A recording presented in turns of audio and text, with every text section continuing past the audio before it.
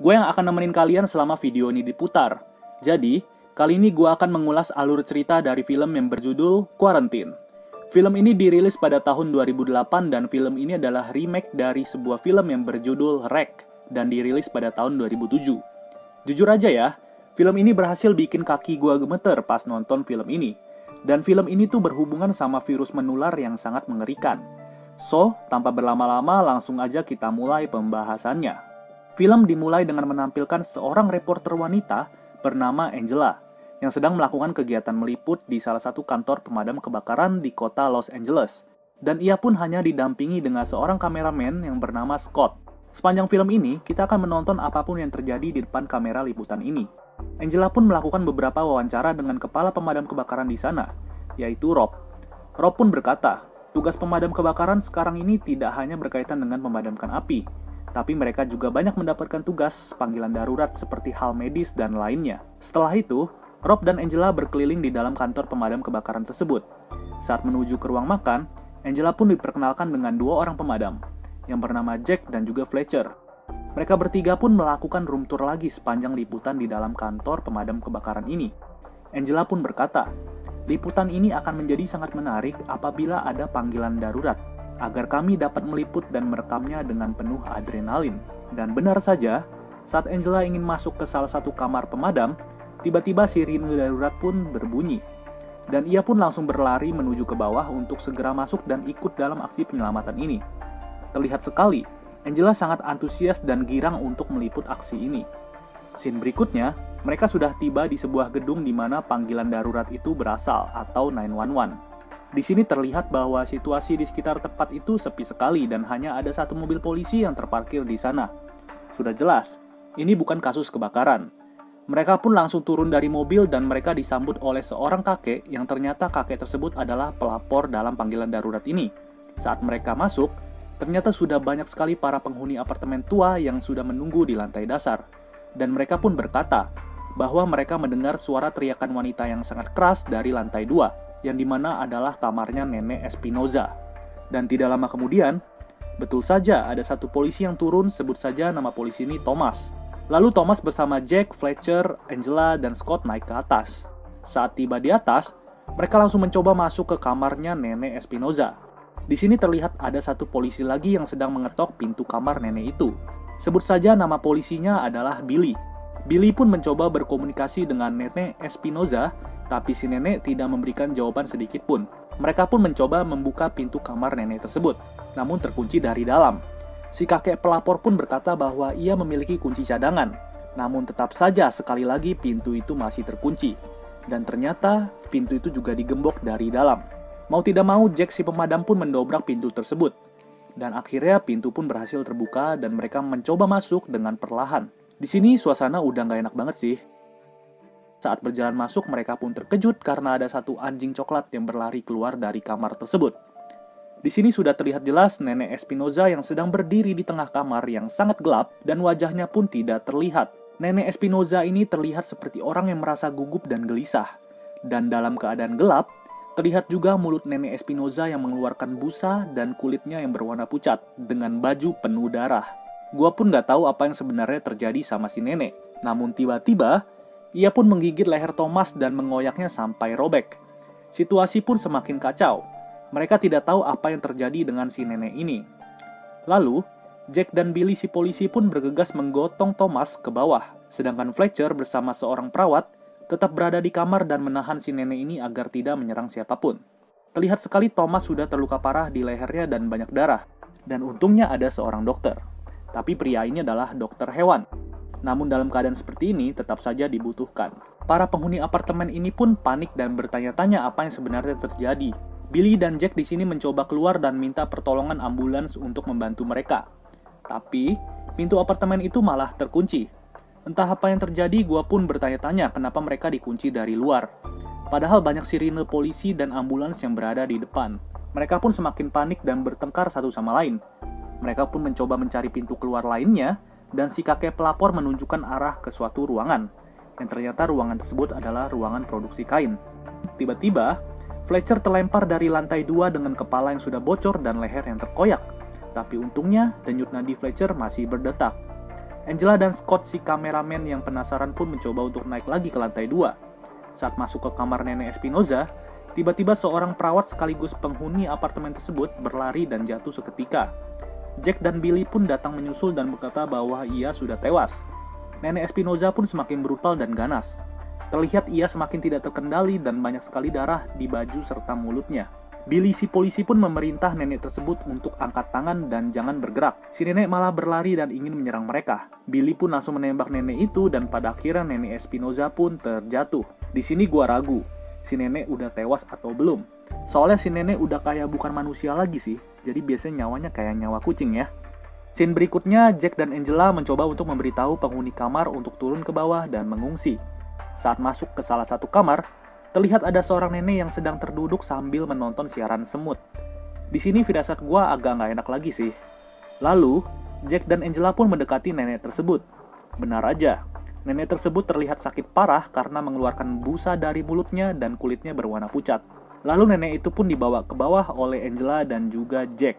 Sedangkan Scott, ia melihat seekor tikus yang berlari dan menghampirinya. Secara refleks, Scott langsung menginjak tikus tersebut sampai hancur. Ia pun heran mengapa tikus itu menghampirinya. Saat tiba di ruangan produksi kain, mereka mencoba keluar dari pintu di sana. Namun saat ingin keluar, mereka malah dihadang oleh para polisi bersenjata dan diperintahkan harus tetap berada di dalam apartemen tersebut. Ini asli sih, gue bingung banget kenapa mereka dikurung begini ya. Padahal kan niat mereka membantu gitu ya. Ini sih bener-bener definisi suwe yang sebenar-benarnya. Semua pintu keluar pun udah disegel sama para polisi dengan barikade dan mereka diberitahu bahwa akan ada 2 dokter yang akan dikirim untuk masuk ke apartemen tersebut. Mereka pun penasaran dan mencoba untuk keluar melalui jendela atas. Namun tetap saja, lagi-lagi ada polisi bersenjata dengan helikopter yang melarang mereka untuk keluar. Mereka pun bertengkar dan menuduh Billy, si polisi, mengetahui apa yang sebenarnya terjadi. Tapi Billy menegaskan bahwa ia tidak tahu apa-apa tentang ini. Angela pun melakukan liputan lagi dan berkata bahwa sekarang sudah jam 1:30 pagi. Dan para polisi di luar sana tidak memberitahu alasan mengapa mereka dikunci. Seluruh akses telepon, walkie-talkie, internet kabel gedung juga dimatikan. Angela pun melakukan wawancara dengan seorang anak perempuan berumur 5 tahun yang bernama Brianna. Di sini Brianna juga terlihat sakit dengan kulit yang pucat dan mata yang bengkak. Angela pun bertanya, "Brianna, di sini kamu tinggal dengan siapa?" Brianna pun menjawab, ia tinggal dengan ayah, ibu, dan anjingnya yang bernama Max. Namun, si Angela berkata bahwa ia tidak melihat Max dan bertanya di mana si Max. Brianna pun berkata, ayahnya sedang membawa Max ke dokter hewan karena ia sakit. Dan terlihat juga di sebelah Brianna ada ibunya si anak kecil tersebut. Singkat cerita, seorang dokter hewan itu pun seperti sadar akan sesuatu. Ia berkata bahwa orang-orang yang sakit ini memiliki ciri-ciri yang sama, di mana air mata dan kelenjar liurnya terus mengalir, tidak bisa menelan ataupun berbicara, mengalami demam, linglung, kelumpuhan, dan juga mengigau. Kemudian dokter hewan itu berkata bahwa ini semua adalah gejala rabies. Ia pun mengaku belum pernah melihat virus rabies tersebut terjadi pada manusia. Dan ia berkata bahwa pada normalnya gejala rabies pada hewan butuh waktu berbulan-bulan untuk muncul. Tapi ini hanya hitungan menit dan rabies tidak pernah secepat ini. Dan dokter hewan itu pun berkata bahwa rabies ini dapat menular melalui segala sesuatu yang basah, seperti darah, air liur, selaput lendir, dan jika terkena darah mereka yang sakit dan masuk melalui luka, mulut, atau mata, maka dipastikan mereka yang terkena akan tertular rabies.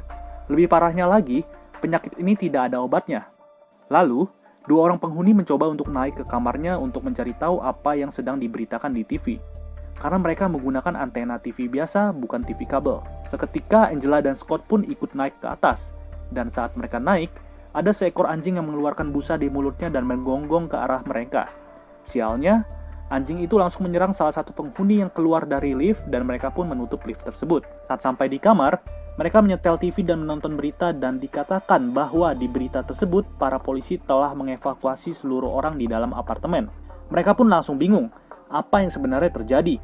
Kenapa para polisi dan pemerintah berkata seperti itu di siaran TV?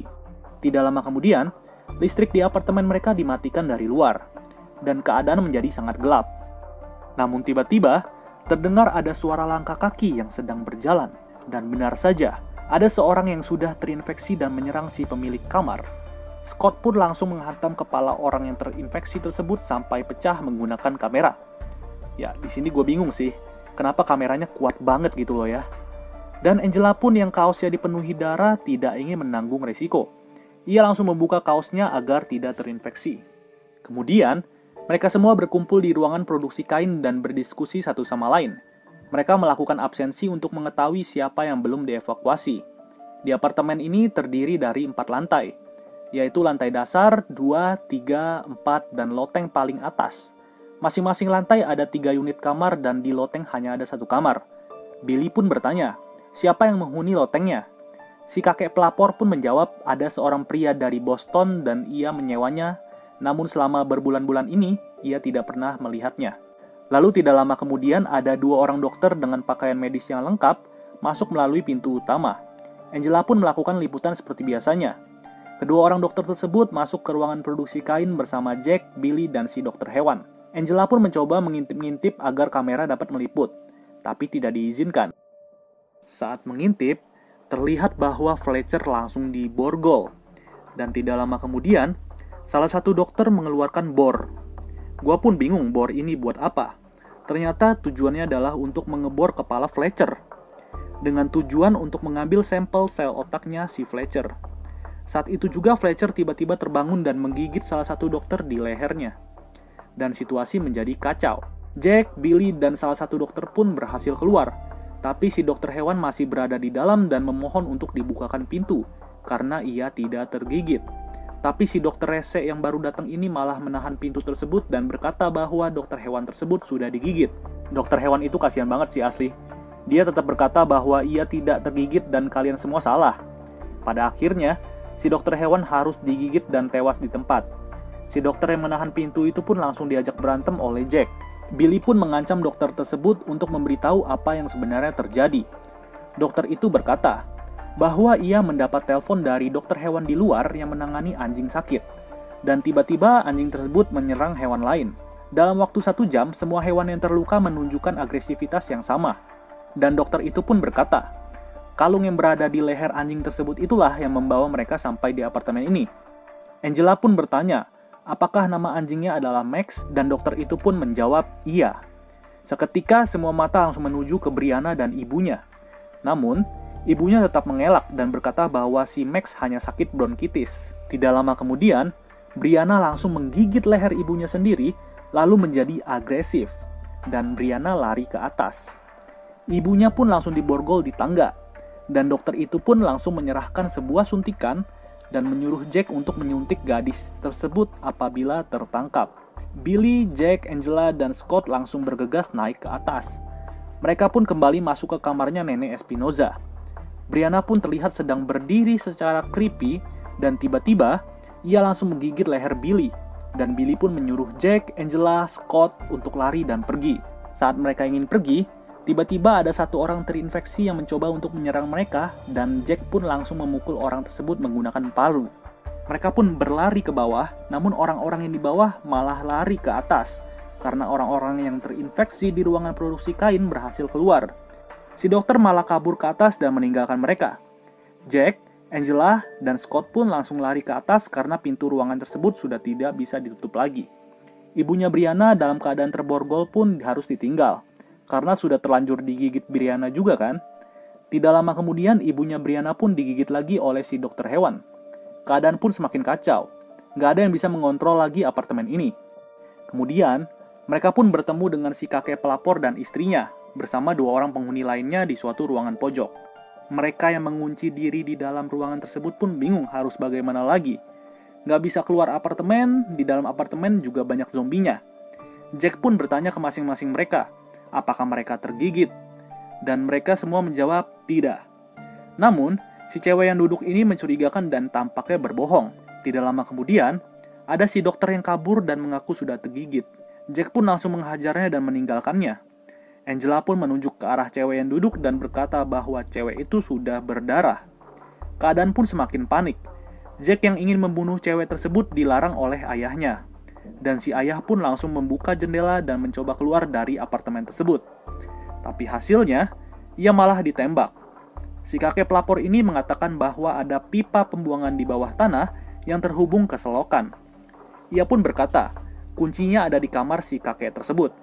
Tidak lama kemudian, Si kakek malah diserang dari pintu kaca belakang dan digigit oleh si dokter.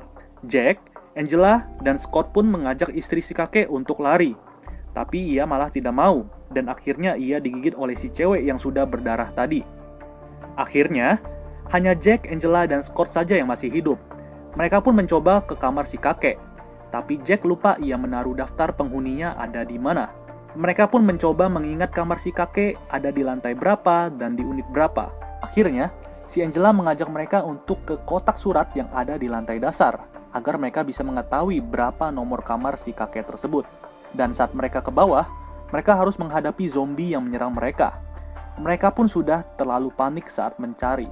Dan akhirnya, ditemukan kamar si kakek yang bernama Yuri Ivanov ada di lantai 3B. Dan tiba-tiba, ibunya Brianna pun sudah menjadi zombie. Tapi untungnya tangannya sudah diborgol. Dan mereka pun bergegas naik lift dengan menggunakan listrik darurat. Ini bener-bener sih, gue pas nonton ini udah berasa ada di situ juga. Lift pun berhenti di lantai 2 dan mereka harus menghadapi zombie lagi. Akhirnya, mereka menggunakan tangga ke atas dan tentunya masih banyak zombie. Saat berada di kamar si kakek, mereka langsung mencari-cari kuncinya dengan keadaan yang sangat gelap. Tapi untungnya, si Angela menemukan banyak kunci dan langsung membawa kunci tersebut. Jack, Angela, dan Scott pun mencoba mengatur strategi sebelum keluar kamar. Dan Jack pun berkata bahwa mereka harus bergerak cepat karena mereka harus menuruni 3 lantai dan menuju ke ruang bawah tanah. Saat mereka keluar, si Jack malah terkena gigit dan harus tewas di tempat. Kali ini tinggal Angela dan kameramennya aja yang masih hidup. Mereka pun bingung dan gak memungkinkan untuk pergi ke bawah karena masih harus melewati 3 lantai lagi. Akhirnya, mereka berdua lari ke loteng paling atas. Dengan banyak sekali zombie yang mengejar, Angela pun mencoba semua kunci tersebut. Lampu kamera Scott pun sudah mulai kedap-kedip, yang membuat Angela kesulitan untuk membuka pintu tersebut.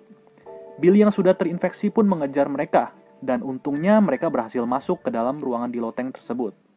Saat ini, mereka berdua berada di loteng paling atas. Mereka pun nggak tahu ini ruangan apa. Mereka pun berkeliling-keliling dan terlihat banyak sekali kandang-kandang hewan seperti tikus dan hewan lainnya. Di sini gua sadar sih, ruangan ini juga nggak beres. Mereka pun membaca sebuah potongan koran yang ditempel dengan tulisan Organisasi Rahasia bicara tentang virus akhir zaman dan laboratorium senjata dibobol.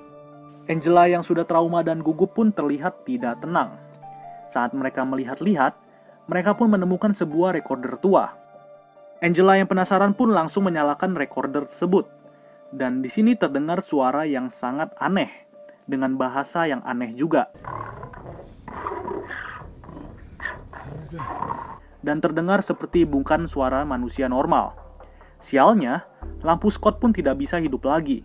Dan pada akhirnya ia harus menyalakan night vision di kamera. Angela yang tidak dapat melihat apa-apa pun mencoba berdampingan dengan Scott. Tapi tiba-tiba, Scott melihat ada sesuatu yang berlari dari salah satu ruangan di loteng tersebut. Mereka berdua pun diam dan ketakutan. Sosok itu pun mencoba mencari mereka, namun tidak dapat melihat mereka dalam keadaan gelap. Sumpah sih, ini ngeri banget. Sosoknya pun bukan kayak manusia lagi. Udah setengah jadi-jadian gitu sambil bawa palu. Scott yang penasaran pun mencoba mengarahkan kameranya ke sosok tersebut. Namun, Scott langsung diserang dengan palu dan kameranya terjatuh. Kali ini hanya tersisa seorang Angela sendiri. Ya kalau gua jadi dia sih pasrah aja udah. Angela yang bingung dan tidak bisa melihat apa-apa pun mencoba mengambil kamera dan melihat menggunakan night vision dari kamera. Dan ia pun melihat tubuh Scott sedang dimakan oleh sosok aneh tersebut. Sosok itu pun sadar dan langsung menyerang Angela. Kameranya pun terjatuh lagi. Dan Angela berusaha mengambil kamera itu, namun tiba-tiba kaki Angela ditarik dari belakang dan film pun berakhir. Keren sih filmnya, apalagi diambil dengan kamera si Scott. Seolah-olah gue merasakan juga apa yang terjadi pas nonton film ini. Jujur aja, pasti kalian bingung kan siapa sosok aneh tersebut, dan kenapa dia tiba-tiba muncul. Gue pun awalnya bingung, dan gue pun mengira bahwa si Angela dan Scott bakal selamat karena mereka berada di loteng itu dan ruangan itu posisinya terkunci. Tapi gue sadar satu hal. Saat Billy dan Jack melakukan absensi di ruangan produksi kain bersama para penghuni, si Billy bertanya, siapa yang menempati ruangan loteng? Dan si kakek pelapor pun menjawab, bahwa loteng tersebut disewa oleh seorang pria yang berasal dari Boston. Dan sudah berbulan-bulan ini kakek tidak melihat si pria tersebut. Dari sinilah gue bisa menyimpulkan bahwa sosok aneh tersebut adalah pria dari Boston itu. Pria dari Boston itu melakukan eksperimen dengan membuat virus sebagai senjata rahasia dan dilakukan di ruangan loteng tersebut. Dan kalau kita kembali di scene pertengahan film yang dimana Scott melihat seekor tikus yang berlari ke arahnya, lalu diinjak dan kejadian itu terjadi di kamar nenek yang menonton siaran semut.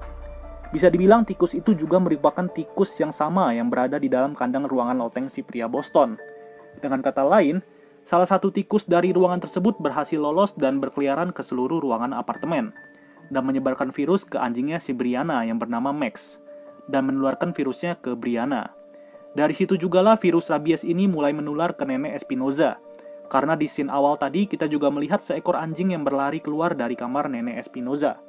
Dan sudah dipastikan anjingnya nenek Espinoza juga sakit seperti Max.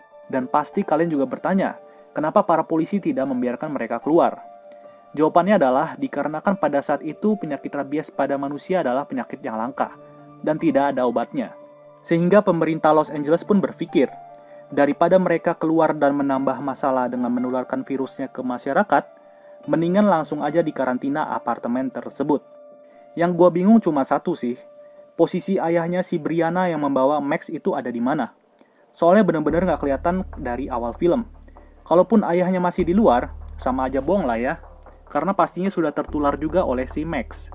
Dan ayahnya pergi ke dokter hewan dengan kata lain menyebarkan virus ke masyarakat luas. Sesuai dengan namanya, film ini benar-benar menunjukkan arti karantina yang sesungguhnya sih. Dan sampai di sini aja mungkin videonya.